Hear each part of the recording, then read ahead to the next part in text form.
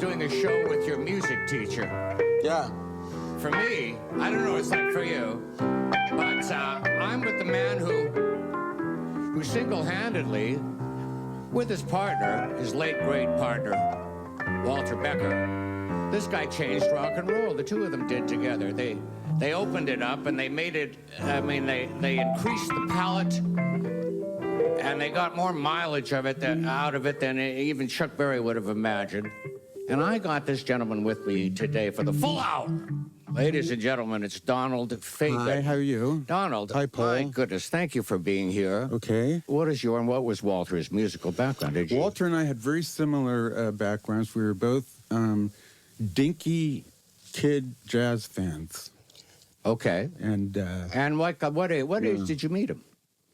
I met him in school, college. Okay. At Bard College. Yes, right. Famously so, yes. Where Chevy Chase also went. Well, I can't believe that, that he played drums in a band with you guys. Sure, yeah. It was like a pickup thing with students. As hip as you are. Of course, he loved his jazz, too. He did, and he was a good drummer. And he was a good drummer. You heard it, ladies and gentlemen. He had a good groove. Chevy Chase had a good groove. He did. You heard it here first. So here you guys where you met at Bard, you and Walter and Chevy. But obviously, Chevy, you hung a little bit heavier with Walter, and you loved jazz. Yeah. Was Steely Dan a two-man unit all the time? Did you start out with a full band with bass and drums it was and really everything? just me and my partner, Walter Becker, and we had these songs in a notebook, which we wrote a lot of them in college, and then afterwards, and we went to the Brill Building one day. Yes. In the summer of maybe 68. Well, everybody now knows the Brill Building as a center of Tin Pan Alley, rock and roll music publisher, central in New York in the 60s. King used to work there, and various other songwriters and all that. So we went to you were there. What were you going to do? Sell some songs? Yeah, we were going to sell songs. We were broke, so we walked up and down, and it turned out to be a day when all the most everyone in the building was at a conference called Midem. Yeah. But there was one office where the people, I guess, didn't get an invite, and it was this office that said JATA, which was Jay and the Americans. They had a publishing company or a production company. So they were a wonderful group, a vocal group. They started as doo-woppers, I think, but then they had hits with Lieber and Stoller, and they sang Only in America and Come a Little Bit Closer. That's correct. And they were sort of a Latin. I always thought that they were kind of Latino, but they were Jews from Brooklyn. They were Jews pretending to be Italians. Were the actual guys from Jay Black? Was he in there, at a desk? No, Jay wasn't there, but Kenny Vance was there. Kenny Vance, And Marty Coopersmith, remember him? I know these guys. I'm still in touch with them. And when I first, and Marty won't mind me telling this story, but I said it might be interesting to you because I heard you used to play somehow this story ends up that you're playing in their background. Yeah, we ended up playing. My partner and I were bass and piano, respectively, for a couple of years. Did you get laid a lot back? No, that's a different show. I'm sorry. That's how it started. The big guys in the group did. They did. Because they had uniforms. Oh, well, they had sort of cashmere sweaters, if I remember correctly. College-y. Did you have to wear the cashmere sweater, too? No, they took us to a store, and they made us buy blue shirts and pants. Because we looked like dirtbag hippies. It's kind of hard to imagine you guys with your sophisticated jazz harmonies and stuff selling. So was your music like that when you came to visit these guys in the Brill Building? Well, we had two notebooks. One had the sort of pop songs, and the other one had the stuff we wanted to use as a vehicle with a band. Yeah. Okay. When you guys became recording artists, we called that book the Dynamite. That's right. Yes. And the other one? The other one was the Shit. Okay. So what was it like? I mean, you jazz fans. What brought you to Jay and the America? I mean, Brill Building. You thought you were writing songs like "Will You Still Love Me Tomorrow"? Or did you have anything in that bag? Because you were. We tried, but we were terrible pop songwriters. We tended to be. We tended to copy stuff that was on the radio. It was. Well, I guess everybody was doing that at the time. That wasn't our strong suit.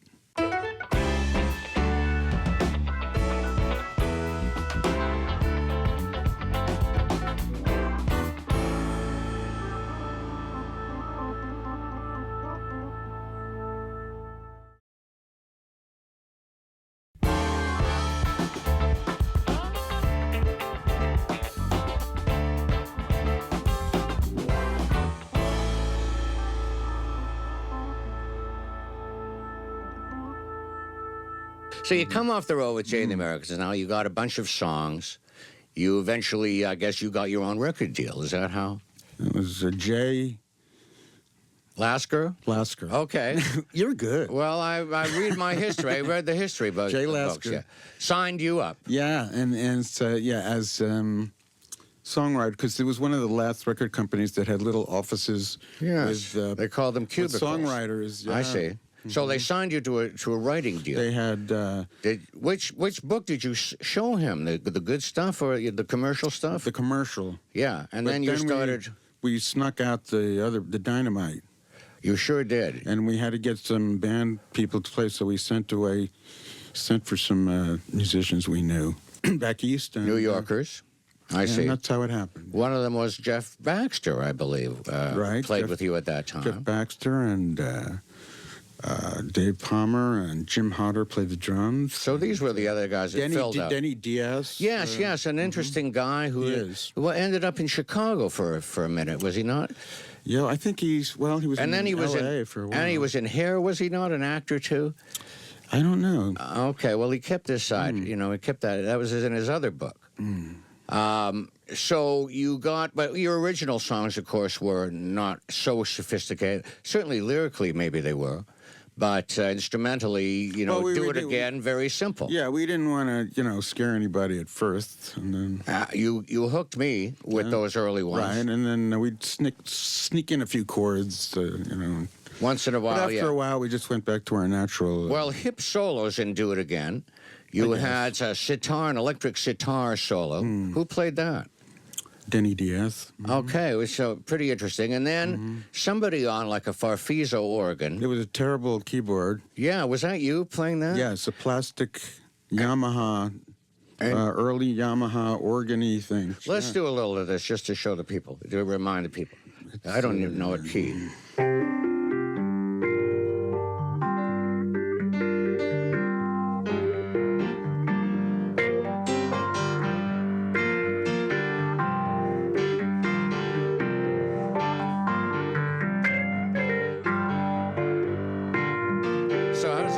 How did the verse start?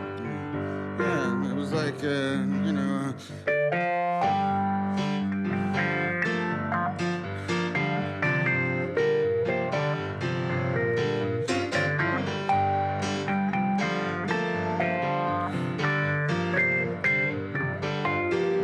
C minor. Here you go back, Jack, do it again. Back, Jack, do it again. Let's hear some solo. Let's hear some of that bad keyboard soloing.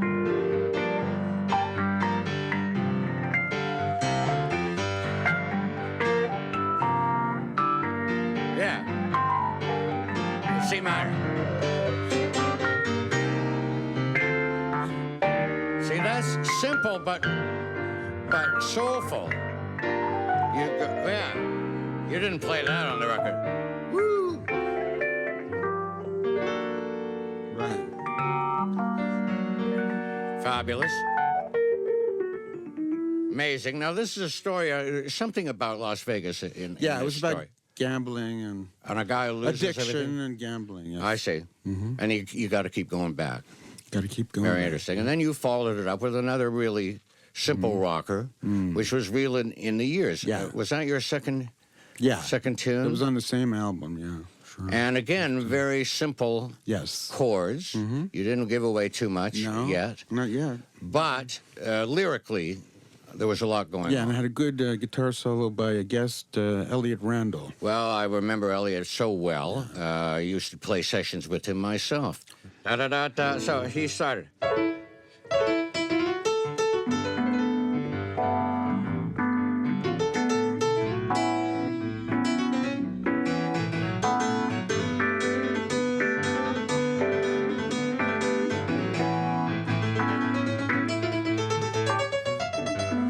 Yeah, that kind of, exactly.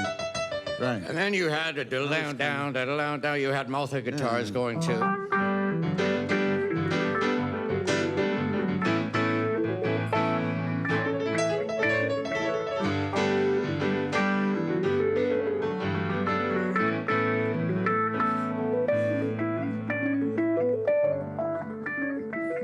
beautiful. Glass. Philip Glass. I love it. I love it. Yeah. On and on and on and on. Knock, knock. Who's there? Knock, knock. Who's there? Knock, knock. Who's there? I get it. Philip Glass. Very good. That's the only joke we have there.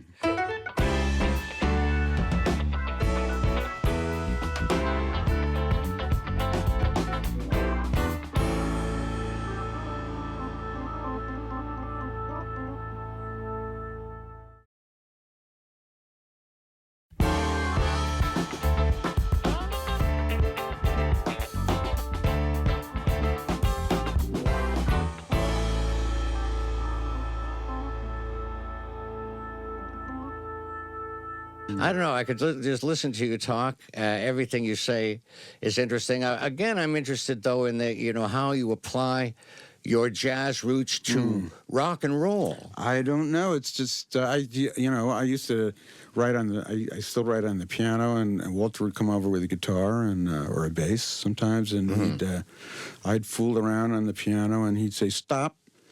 What was that?" And then he'd suggest some other chord to follow, and he'd play a little, and that's how we would do it. Did you ever say to each other, we got to dumb this down a little bit? We got to make this more accessible to the public? Or could you Not really. I mean, as I say, we had this other book of pop tunes, so it was already dumbed down in the beginning. But you weren't dealing with that other book. Yeah. Yeah, after we started using another book, we never dumbed it down. Would you say that Ray Charles was a big influence? For sure, yeah. Well, he was probably the first sort of person you could, call a soul man that I listened to.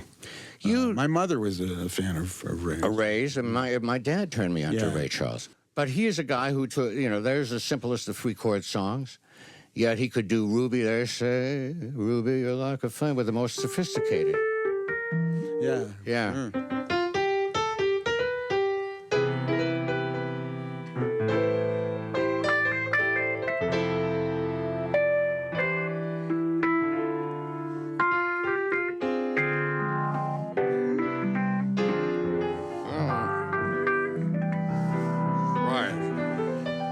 He could go right from that to a What I bebop, Say. He could play, he could... or rock and roll. Or whatever, or he gospel. just had it all, So you are carrying on that same tradition? Well, that's interesting. I was always surprised that more people...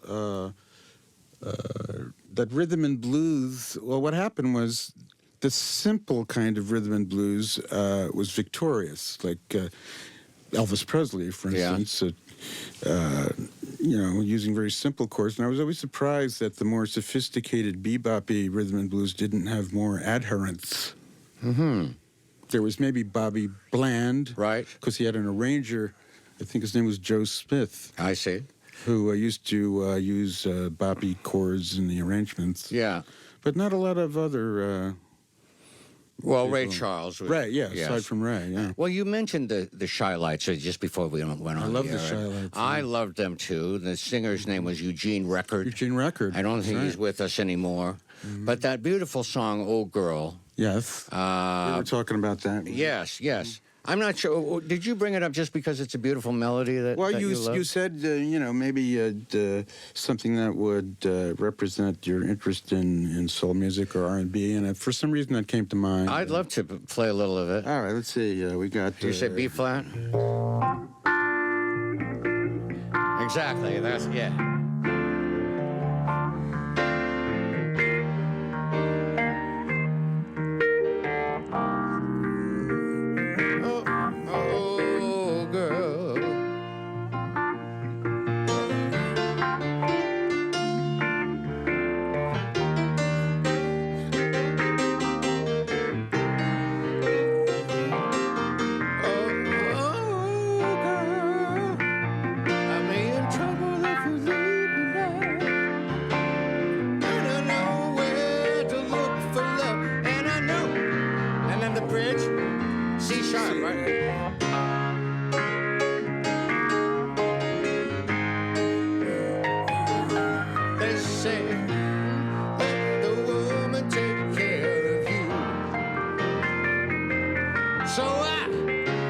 I try to be hip and act like a crowd, but even the crowd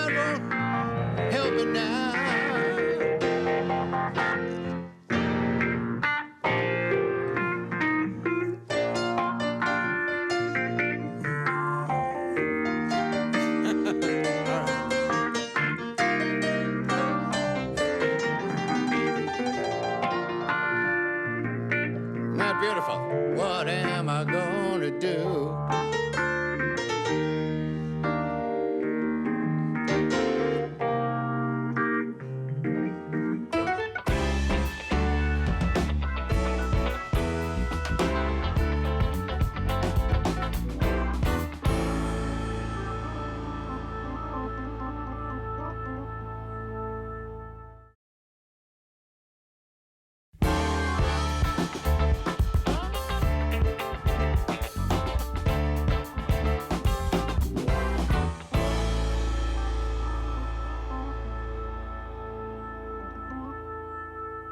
So you talk about writing songs. I notice you always say we, and it's not the royal we. You're talking about you and Walter, I think. And you would write. Did you write music together and lyrics together, or a little of both? More or less, yes. It's like probably usually I would be first with some music, and then he would come in and we'd expand on the music and then write the lyrics. Although it could vary. So now we have to go on without him. That's true. You miss him? For sure. Yeah, absolutely. Personally and musically, I'm sure. Mm-hmm. He was not the easiest person sometimes to deal with, but he was my pal and my brother, really. And I'm sure you both felt strongly about your music and took it very seriously. Absolutely. And so stuck up your ideas in the writing session. Mm-hmm. Have you written since losing him? Have you written any stuff on your own? Not too much this year, but I did 4 solo albums that were. Of course. He helped me. He produced one of them actually, but the writing was mine. You know? Mm-hmm. You remember IGY? You know that tune? It goes like this. Oh, beautiful. Yeah.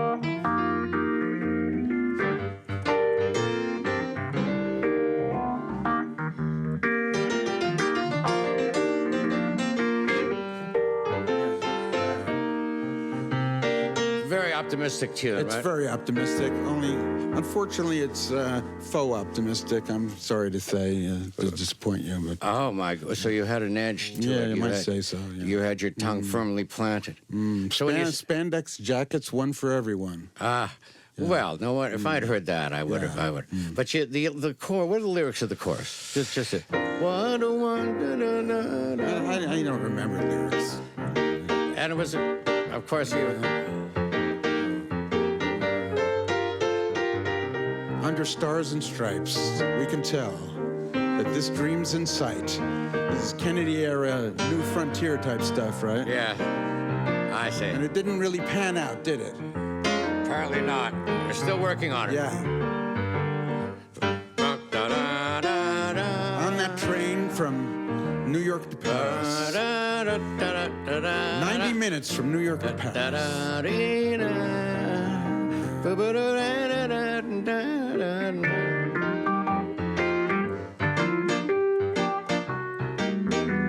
That changes key. Oh, yes. Well, I don't know that. Yeah, we don't know that part. Well, I'm telling you, talk about a music. It's been like a music lesson. It's been a quiz. It's been a study session. Just like school in 1953. But with school with soul, if I may say. Staring out the window and but learning, waiting for 3 o'clock. Yes, but you'd be surprised at how much you retain, and I'm going to retain an awful lot from this. Okay. I've had a gasp. Well, thanks. It was really fun. Oh, thank you for coming by. Let's do a little closing blues, if we may. In whatever key you say. All right, whatever what you about want. it? Can you play the head of that Charlie Parker jazz? What is it? Oh, jazz. Like Au Privat or something? Yeah.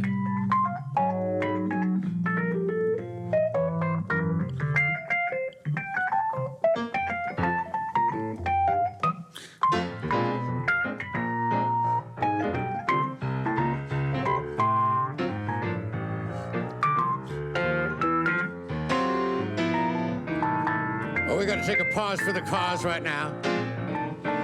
And I would like to thank my guest, Donald Fagen. Thank you for all the great music. Thank you for the music lesson. Keep rocking.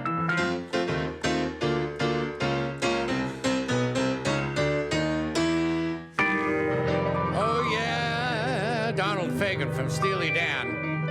Thank you for being here. I'll never forget it. Coolio. You're a great guy. Thank you, Donald. Thank you.